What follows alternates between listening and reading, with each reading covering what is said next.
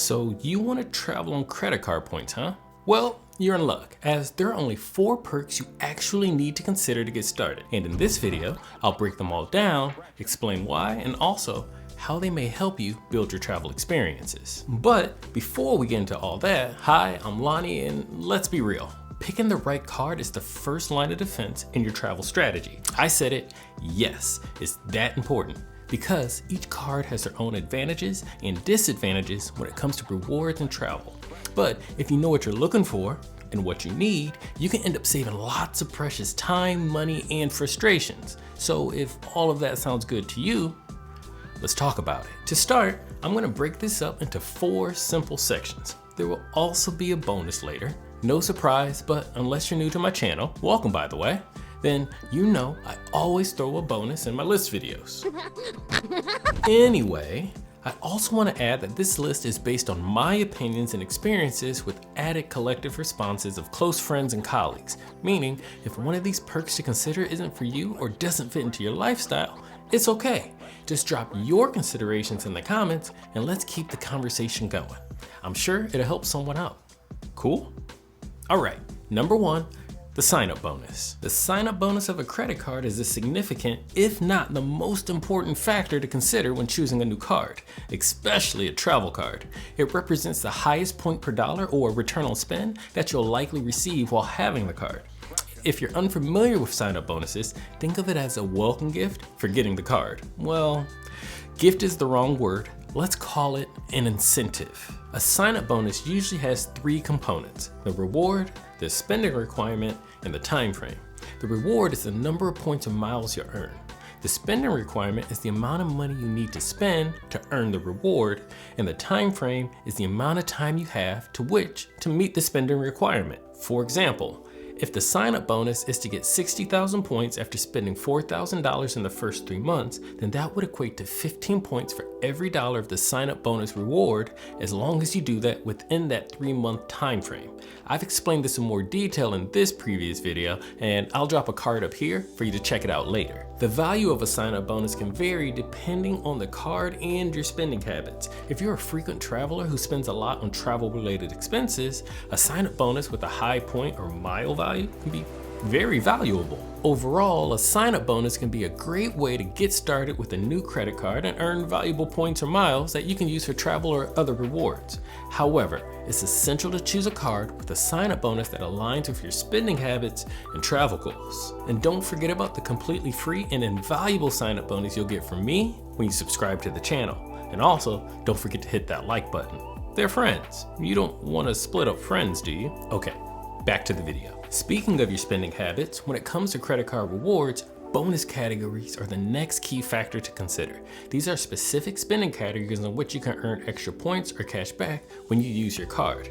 This can be a great way to maximize your rewards and get more value from your everyday spending. These are specific spending categories in which you'll earn extra points when using your card. Some common bonus categories include travel, dining, groceries, and gas. However, there are many other categories available, so it's important to choose a card that offers bonus categories that align with your spending habits. For example, if you travel frequently, you might want to choose a card that offers a bonus on travel purchases. Or if you dine out often, you might want to choose a card that offers bonus rewards on dining. Make sense? Bonus categories can vary from card to card, so it's important to compare different cards before you apply.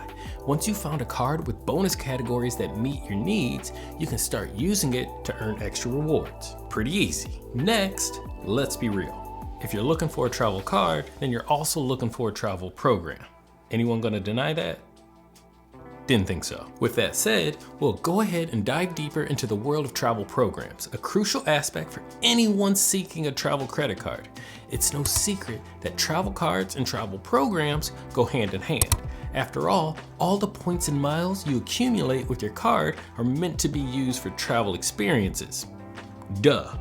But as the smart cookie you are, you already know that not all travel programs are created equal. Each card issuer has its unique set of transfer partners, which are normally airlines and hotel chains. These partners allow you to transfer your valuable points or miles to their loyalty programs, where you can redeem them for flights, hotel stays, and other travel-related experiences. The transfer partners available to you will depend on the specific credit card you choose. In addition to transfer partners, most card issuers also offer their own travel portals. These portals are essentially online marketplaces where you can book flights, hotels, rental cars, and activities using your points or miles. The advantage of using a travel portal is that you can often find competitive rates and redeem your points or miles for travel experiences that may not be available through transfer partners. However, it's important and always a good idea to compare the rates and fees of the travel portal with other online booking platforms before making a decision. Just saying. Overall, travel programs are a key component of travel credit cards and offer a wide range of opportunities for redeeming your points or miles. By understanding the transfer partners and travel portals associated with your credit card, you can maximize the value of your rewards and elevate your vacations. Almost finished, but not quite done yet. We have travel insurances. I know, I talk about this a lot, but that's because it's so overlooked or underappreciated. It's disheartening to hear friends talk about having to pay out of pocket for flight delay costs, damage or lost baggage, or unexpected trip cancellations. Because with the right credit card, these issues can easily be addressed. Many travel credit cards offer comprehensive travel insurance coverage, which can include trip delay and cancellation reimbursement, lost or damaged baggage protection, and even medical coverage and more. Wait, did you say medical coverage? Yeah, man. If you get sick or injured while in another country, lose an inhaler or something, your card could have your back. Real talk, by paying your travel expenses with these cards, you can enjoy peace of mind knowing that you're covered in the case of unforeseen events. In fact, here are 4 main categories of travel insurances you could have through a credit card. Ready? Number 1, comprehensive coverage. This is common. Trip delay or cancellation reimbursement, lost or damaged baggage protection, medical coverage, and more. This prevents you from needing to purchase separate insurance policies for each trip. 2, convenient. You don't need to fill out separate forms or provide additional documentation with a third party. The coverage is automatically applied when you use your card to book your travel. At 3, cost effectiveness. Travel insurance through a credit card is often more cost effective than purchasing a separate policy. This is because the cost of the insurance is usually included in the annual fee of the card. I'm talking to you value seekers out there. And 4, simplicity. Filing a claim with a travel credit card is typically a straightforward process. You can usually file a claim online or by phone, and the claims process is often handled quickly and efficiently. If you're a frequent traveler like me or want to be a frequent traveler, it's definitely worth considering a credit card that offers travel insurance. By taking advantage of this benefit, you can protect yourself financially and enjoy a stress-free travel experience. Isn't that what vacations are for? Okay, bonus perk. I have one more. I always have one more. This one is a freebie.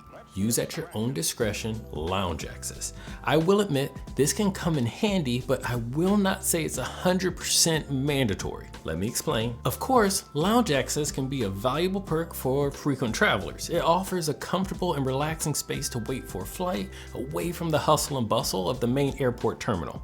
Lounges also provide amenities such as comfortable seating, some decent food and beverages, because I'm always on the search for a good cookie, and Wi-Fi. Some lounges even have showers and nap rooms. However, it's important to consider your individual travel needs and preferences before deciding whether lounge access is a must-have for you. If you're the type of traveler, like me, who likes to arrive at the airport in time just for your flight and doesn't mind spending time in the main terminal, then lounge access may not be worth the extra cost. On the other hand, if you have a long layover or connecting flight, or you simply want to relax before your flight, then lounge access can be a great way to make your travel experience more enjoyable. There are a few things to keep in mind when considering lounge access. First, not all airports have lounges, and even if an airport does have a lounge, it may not be accessible to all passengers. Some lounges are only open to certain cardholders or airline elite status members. Second, lounge access can be expensive. A single day pass can cost anywhere from $25 to $100. However, there are some credit cards that offer lounge access as a perk. If you choose a card that has access to a select lounge, then one, I hope you're able to use that lounge. Now, I'm not talking about the lounge being too crowded to get into or anything like that. that's a completely separate issue. I'm referring to geographical access, meaning you actually fly through those airports or the lounges in your terminal. I've said it before, if I'm in Terminal 3 and the select lounge is in Terminal 1, I'm not making that walk. I'm not going. I'm just not. Okay, bringing it back for 2. If you do travel frequently, it may be and can be worth getting a credit card that offers lounge access. Don't get it twisted. As a seasoned traveler, I can also advocate for lounges. Yes, they're great. If I ever have a connecting flight, as long as the connection has a decent amount of time on it, then yes, I'm hopping into a lounge. Now, the reason why I say this is a freebie is because ultimately, the decision of whether or not to get lounge access is a personal one.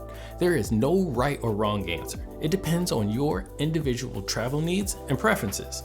If you're not sure whether lounge access is right for you, I recommend trying it out a few times and see if you find it valuable. And speaking of trying things out, try out this video next, and here is the video I was talking about earlier.